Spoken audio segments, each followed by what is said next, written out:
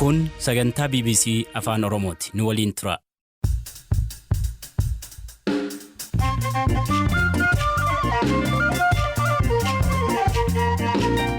Ashamakam oltan sagantaan raadiyoo BBC Afaan Oromoo eegalee har'aaf kan qopheeffanneen Israa'el Somaalilaandiif beekamtii biyyummaa kennu. Mr. President, it's good to talk to you. Kabajamoo Pireezidantii, Israa'el biyyummaa Somaalilaand ifatti beekamtii kennuun mirga hiree ofii murteeffachuu qabaachuu ishee mallatteessaan jira. Waboon waa'ee hidhattoota namoota nagaarra miidhaa geessisuun himatamanii maal jedhe? Waraanni jedhame kun waraana keenya miti. Waraana bilisummaa Oromoos bakka hin bu'u jechuudha. Sababni isaa waraanni bilisummaa Oromoo waraana akeeka qabu. Waraanni akkasii ka uummataaf jiraatu jechuudha. Odeessaalee gaggabaaboo fi ispoortii dabaaluun sagantichaa Firaa'ol Balaay dhiyeessa nu caqasa.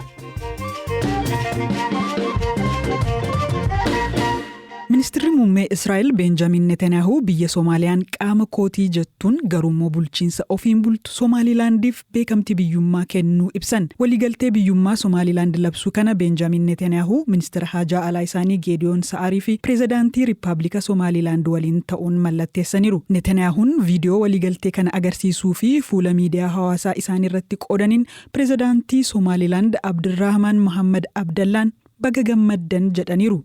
Mr. President, it's good to talk to you. Kabajamoo Pireezidantii, waan hunda duraa ammuma otoo dubbannu Israa'el biyyummaa Somaalilaand ifatti beekamtii kennuun mirga hiree ofii murteeffachuu qabaachuu ishee mallatteessaan jira. Michoomni keenya seenaa qabeessaa fi jabaataadha. Guyyaa kanatti akkaan gammadeen jira. Uummata Somaalilaand waan gaarii hunda nan hawwaafi. Kuni michummaa keenya cimsuuf carraa gaariidha. Damee qonnaa, fayyaa, teeknooloojii fi dinagdeen akka malee waltumsuuf karoora qabna. Michummaa kanaan ni amanna. Isin deeggarraa beekamtii kanaaf as Israa'elittis gammachuu guddaatu jira. Israa'elitti daawwannaa ifaa ta'e akka taasistuu sinaffeera. Waliigaltee Abrahaamitti dabalamuuf fedha qabaachuu kees Tiraampitti nan dubbadha. Kanaaf hawwii gaarii uummanni Israa'el uummata walabaa Somaalilaandiif qabu naa dabarsi. To the independent people of Somaliland. That's a great moment and great historical day. Pireezidaantiin Somaalilaand ibsa addatti baasaniin beekamtiin biyyummaa Israa'el irraa argatan gaaffii beekamtii biyyummaa barootaaf gaggeessaa turan keessatti boqonnaa haaraa akka ta'e beeksisaniiru. Ammatti Soomaaliyaan waliigaltee kutaan qaama kootii jettu Somaalilaand Israa'el wajjin mallatteessite kana ilaalchisee ifatti waan dubbatteen qabdu.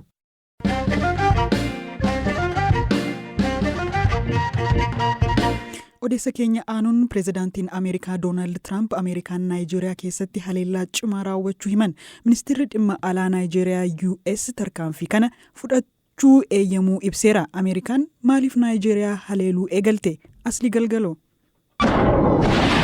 Hordoftoonni amantaa kiristaanaa Naayijeeriyaa keessatti ajjeefamuu hin dhiisan taanaan dhukkee namirra kaasnaa jedhee kadhaate Doonaald Tiraamp hidhattoota IS irratti haleellaa qilleensaa raawwannee jedha.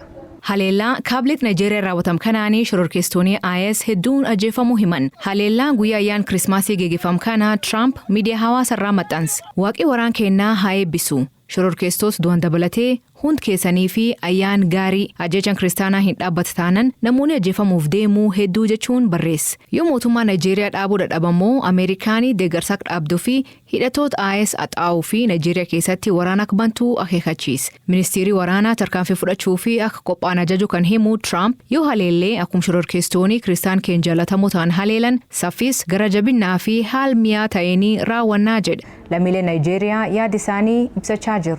In the course of trying to fight, shororkeessa lola osoo jedhanii namoota nagaa galaafachuu danda'u. Waraana keessatti lubbuun namoota nagaa ba'uu danda'a. Duraan ta'ee beeka. As that has happened in the past. If they are intruding without Yoo hayyama malee seenan humnaan seenan jechuu. Kanaaf ammoo mirgan qaban. Biyyi kamuu bilisummaan murtoo mataa isaanii gochuu qaban. Kunin haleellaa jalqabaa kan Ameerikaanii Naayijeeriyaa keessatti raawwate. Eegii Tiraamp onkololeessaa fi sadaas dabree lammiilee Naayijeeriyaa kiristaan ta'an irratti doorsisaa fi duguuga sanyiitti raawwatamaa jira jedhee biyyoota Afrikaa kan irratti aariin itti dubbateen duuba. Naayijeeriyaa keessatti kiristaanota hedduu ajjeesaa jiru. biyyoota biraa keessatti illee ajjeefamaa jiru. Kutaan addunyaa kiristaanonni haala kanaan keessatti ajjeefaman kunneen baay'ee hamoodha. Kiristaanota adda baasuun hedduminaan ajjeesaa jiru. Gochi kun akka mudatu hin eeyyamnu.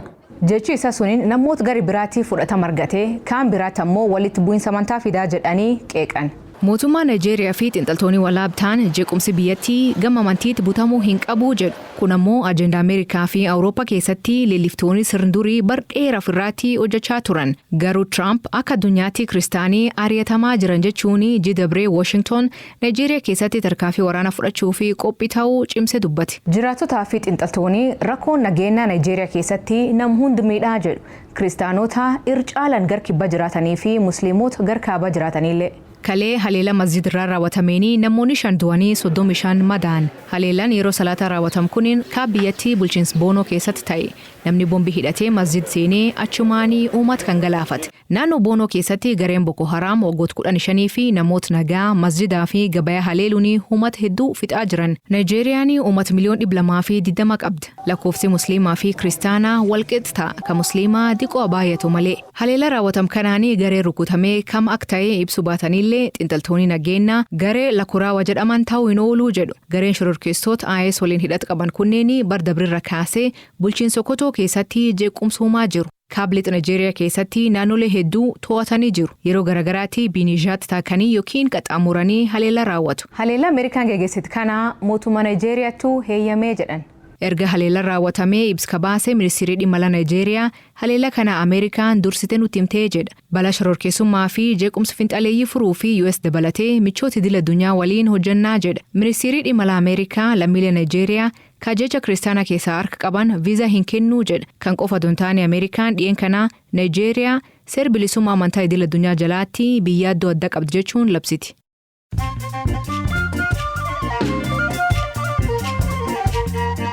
Dhaggeeffattoota keenyaa gidduutti immoo odeessaalee gaggabaaboon isinitti hima. Lammiin Eertiraa namoota seeraan ala daddabarsuun himatamee fi Itoophiyaatii miliqee ture Yuunaayitid Arab Emirates irraa Neezerlaanditti dabarfamee kennamuun ibsame.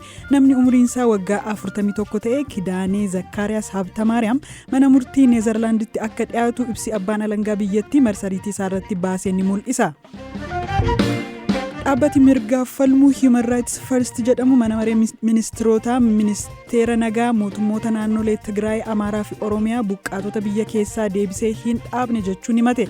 Akka ibsa garee kanaatti naannolee 3 keessatti namootni miliyoona 1.5 ta'an qeerraa buqqaanitti deebi'anii hin jirani. Pireezidaantiin Yuukireen Volodimiir Zeelenskii marii ergamaa addaa US waliin waraana Raashiyaa fi Yuukireen dhaabuun danda'amu irratti mari'achuu booda yaadni haaraan dhiyaate faara qabaachuu himaniiru. Pireezidaant Doonaald Tiraamp wajjinis akka mari'atan dubbataniiru. Odeessaaleen gaggabaaboo kanuma.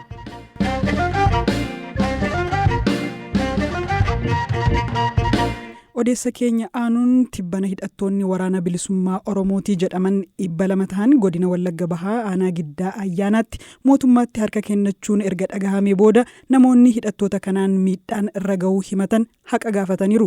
Dhimma kanarratti Zalaalam Taaddasaa gorsaa ajajaa olaanaa ABO Woboo obbo Jireenyaa Guddataa dubbiseera.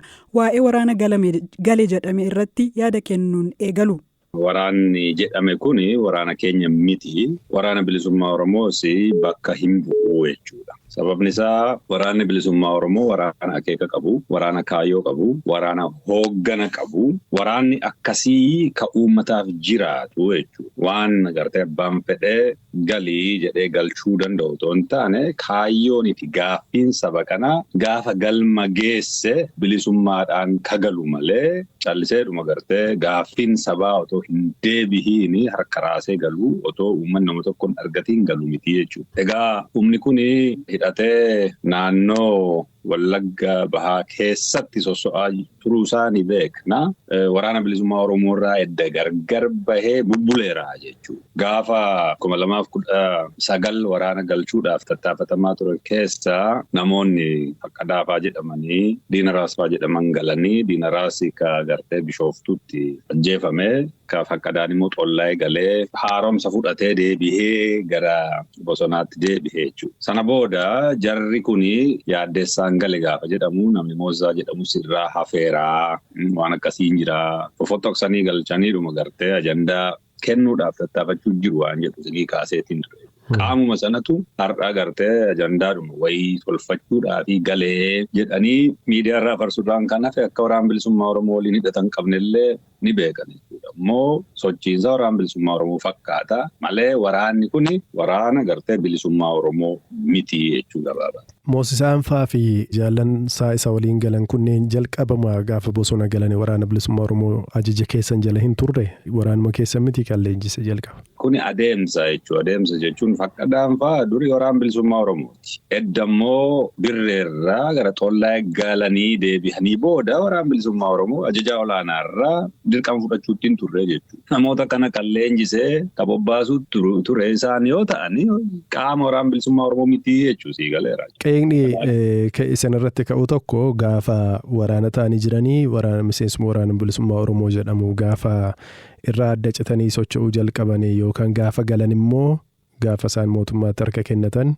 qabsoo nagaatti amananii osoo hin taane durumayyuu kan keenya miti jedhanii qeeqni isin irratti ka'a. Isa kanarratti maal jettu isin? Lakki gaafa ajaja fudhachuu didan irraa eegalee waraana keenya miti. Sababa galaniif otoo hin taane warri bifa sanaan sosso'aa turan qajeelfama warri hin fudhanne warra keeka kaayyoo sanan qabaanne amma dandeessee warra dogoggores deebisuuf hojjetta jechuudha. Akka yakka itti dhimma hin bahamne gara kaayyoo galmatti deebisuudhaaf hojjechuun nama jira. Warra didee haga qajeelfama hin fudhannetti kaayyoo sana akeeka sanaaf amma hin hojjennetti akkamiin waraana bilisummaa Oromoo ta'u. Gaafa immoo harka mootummaa galanii dhumate jechuudha. Hireen itti waraana bilisummaa isaaniin gootu hin jiru jechuudha. Miidhaa hedduu himata uummanni waraanni kun kan irraatiin geessise namoota nagaa ajjeesuu irraa jalqabee isin maal jettu akkamitti beektu waraanni keessanis naannoo sana irra socho'aa ture waanta ta'eef. Qaamni kamiyyuu yoo taate uummata irratti miidhaa akkasii gaggeessu waraana bilisummaa Oromoo ta'uu hin danda'u. Uummata irratti miidhaa dhaqqabsiisuun kaayyoo sanaaf akeeka sanaaf dhaabbachuu dhabuurraa dhufaa jechuudha. Sabichaaf otoo hin taane gartee waanuma ofii isaanii qofaa yaaduu sana irraa dhufaa jechuudha. Madda galii godhataniiruudha uummanni fakkeenyaaf 500 miiliyoona kan lakkoofsa irraa fudhatan faatu jira qonnaan bulaa hin qabne irraa rakkisanii kan kaffaluu dadhabe kan ajjeefame faatu jira. Sirrii gochuu danda'u siigaleera amma gara jabinni akkasii gara jabinni daa'ima waggaa 4 ajjeesuu gara jabinni dubartii ajjeesuu gara jabinni manguddoo ajjeesuu kun maalirraa dhufa jettee yaadda? Yoo kaayyoo hin qabaanne namni kun waa hedduu ta'uu danda'a. Namni kun gaarii ta'uu danda'a, hamaa ta'uu danda'a. Hammeenya akkasii garuu akka Oromootti Oromoo keessa hin jiru. Eessaa dhufaan suni gaaffii jechuun hunda namaafu. Bifa kanaan hammeenya raawwachuun suni gartee hojii seexanummaati jechuudha. Eessaa dhufaan suni tokkoffaa gartee hariiroo diina waliin yoo qabaatanii maqaa waraana bilisummaa Oromoo xureessuudhaaf ta'uu danda'a. Lammaffaa akkuma siin jedhee anummaa sana gartee nama terrorize godhanii waa irraa argachuudhaaf ta'uudhaa danda'a. Garuu kaayyoo saba kanaa qabatanii deemuurraa gaafa maqanii yoo waan fedhayyuu hojjetanii waan waraana bilisummaa Oromoo ilaallatuu fi waan gaafatamummaansaa akka hoogganaa BBO ta'uu hin danda'u jechuudha. Kanammoo lafarrattis lolee gartee lafatti dhiphisee akka galan ta'an jechuudha. Kana quba qabaachuutu namatti jira. Waraanni keessan isaaniin lolaa tureera? Maaliif galarree?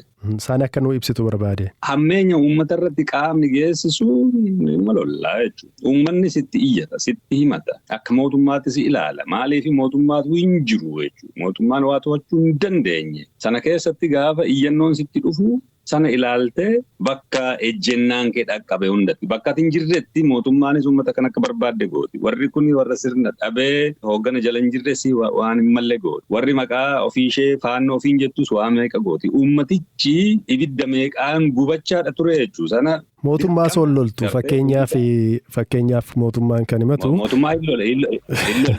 Akkamiin nageenya kabachiisuu danda'u jettanii yaaddu fakkeenyaaf hidhattoonni faannoo naannoo sanarra socho'an akka jiran ni beektu uummata baay'ee miidhanii ture. Waraanni mootummaa gaafa hidhattootuma faannoo kana loluu deemuyyuu waraanni bilisummaa Oromoo immoo karaatti eegee hulaa irratti rukutaa ture jedhamee haasa'amaa ture. Akkamiin uummata tiksuu danda'a jettanii murteessitu? Gaafa waraanni bilisummaa Oromoo uummata ittisuudhaaf bobbahu humna guddaa naannoo sana jiru bobbaaseet waraana bilisummaa Oromoo irratti duula. Kana gaafa uummata.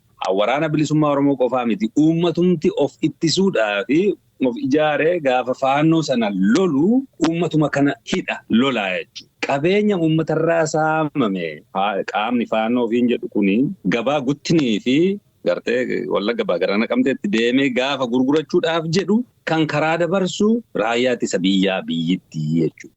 Odeessa ispoortiif Hamza Hussein. Arsenaal Piriimeer Liigii Ingilaand dursaa ayyaana waggaa gannaa yookiin qillee warra faranjootaa dabarseera. Bara haaraattis akkanumaan seenaa laata. Taphni inni Biraaytan waliin qabuu fi haalli Maanchister Siitii dhimma kana kan murteessu ta'a. Siitiin gara jalqabaa waan laafe fakkaatee booda kana Arsenaaliin qoraa jira. Amma garaagarummaan isaanii qabxii 2 qofa. Torban darbe Maanchister Yuunaayitediin kan mo'ate Aston Villaan sadarkaa 3ffaa qabateera. Taphoota Piriimeer Liigii torban 18ffaa Jimaata Sanbataaf Dilbata taphataman xiinxalaan ispoortii BBC Chris Sutton akkanaan tilmaameera. Morkii Maanchister Yuunaayitediif Newcastle jimaata har'aa sa'aatii 5 irraa eegaluun Taayisan irraa haa eegallu. United torban darbe Aston Villaan mo'amullee taphattoonni isaa gahumsa agarsiisaniin dinqisiifatamaniiru. Amma kilabichaaf gaaffii guddaan sababa miidhamaan kadhabee Bruno Fernandes malee akkamiin taphachuu danda'a kan jedhudha. Garee Ruben Amorim kana yeroo ilaalan Bruno malee taphataan dursaa ta'uu danda'u jiraachuun shakkisiisaadha. Newcastle tapha Chelsea waliin taphatan irratti goolii 2 dursaa turanillee boodarra walqixa xumuraniiru. Tapha kana irratti Newcastle garee caalaa fooyyee qabu qabatee dhufa waan ta'eef 0-1 ni injifata tilmaama jedhu kaa'essatan. Sanbata taphoota 7 taphataman keessaa kan dursaan kilabichaa Arsenaal dirree isaa irratti Brighton keessummeessu tapha akkaan eegamudha. Morkiin sanbata borii tapha Nottingham Forest dirree isaa irratti Manchester City sa'aatii 9 walakkaa irraa eegalee keessummeessuun eegala.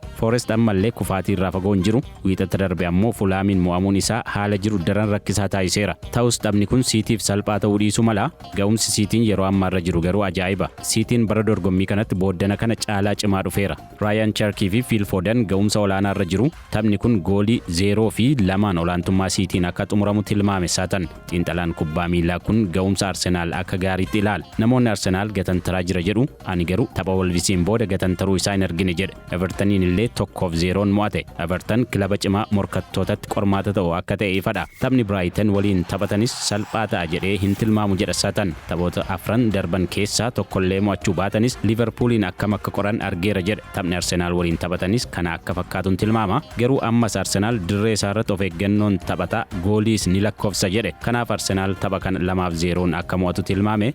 Isin hoo? Chris Sutton tapha Brentford fi Bournemouth akkasumas Burnley fi Everton taphatanis walqixa akka xumuramu tilmaameera. Shaampiyoonaan bara darbee Liverpool barana ga'umsisaa akkaan bu'eera. Garuu kilaba sadarkaa dhumaarra jiru Wolves faana yoo taphatu waan qoramu natti hin fakkaatu. Sutton tapha kana Liverpool goolii 2-0dhaan mo'ata tilmaama jedhu kenne. Maallaqa guddaan bara kana Newcastle irraa Liverpool kaseen Alexander Isak carraan waan irraa fagaatte fakkaata. Erga Newcastle irraa dhufee kan milkaa'iniif jiru jifataan hiddi dhaloota isaa Eertiraa lammummaan isaa garuu Swiidin ta'e kun sababa miidhamaan ji'ootaaf dirree irraa akka fagaatu dhaga'ameera. Haa ta'u malee Liverpooliif Hugo Ekitike hanga jirutti Isak dhibuun yaaddoo waan ta'uuf natti hin fakkaatu jedha Sutton. Mohamed Salah biyya isaa Masrii bakka bu'ee waancaa Afrikaa Morokootti gaggeeffamaa jiru irratti hirmaataa jira. Dominic Szoboszlai sababa adabbiitiin hin jiraatu. Tarii tapha Florian Wirtz sirriitti irratti mul'atu ta'a. Taphi sanbataa biraan eegamu ka Chelsea fi Aston Villaati. Aston Villaan taphoota 10 walitti aansee mo'ateera. Arsenaal Manchester City fi Manchester Unitediin dirree ofii isaa irratti injifateera. Morgan Rogers gahumsa ajaa'ibaa agarsiisaa jira. Kabaja dorgomtoota waancaa jedhus isaaniif kennuu qabna jedha Chris Sutton. Haa ta'u malee Chelseanis yeroo tokko gahumsa gaarii agarsiisuun waancaaf dorgomaa jiru jennee turre jedhe Sutton. Deeggartoota kilaboota lamaanii nan beeka. Sababiin isaas kilaboota lamaaniif iyyuu taphadheera. Tapha kanaan dhumarratti ka dhiichisan deeggartoota Chelseadha jedha xiinxalaan kubbaa miilaa kun. Taphicha Chelsean goolii 2-1 akka injifatu tilmaame. West Ham dirree isaa irratti Fulham ka keessummeessu yoo ta'u, taphni kun goolii 1-2 olaantummaa Fulhamiin akka xumuramus tilmaameera Sutton. Dilbata taphoonni 2 ni taphatamu. Sunderland dirree isaa irratti Leeds Unitediin keessummeessa. Akka tilmaama Suttonitti tapha kana Sunderland goolii 1-0dhaan ni injifata. Taphni dilbataa ka Crystal Palace fi Tottenham tapha salphaa miti. Ta'us kilaboonni lachuu yeroo ammaa kana gahumsa dhaabbataa agarsiisaa jiran. Crystal Palace sababa taphni walirra jalaa ooleef garee gahumsa dhaabbataa agarsiisuun isa rakkisa ta'eera. Sababa kanaan Tottenham tapha kanarraa waan tokko ni argata ka jedhu nan tilmaama jedha Sutton. Taphni kun goolii malee walqixa akka xumuramu tilmaameera.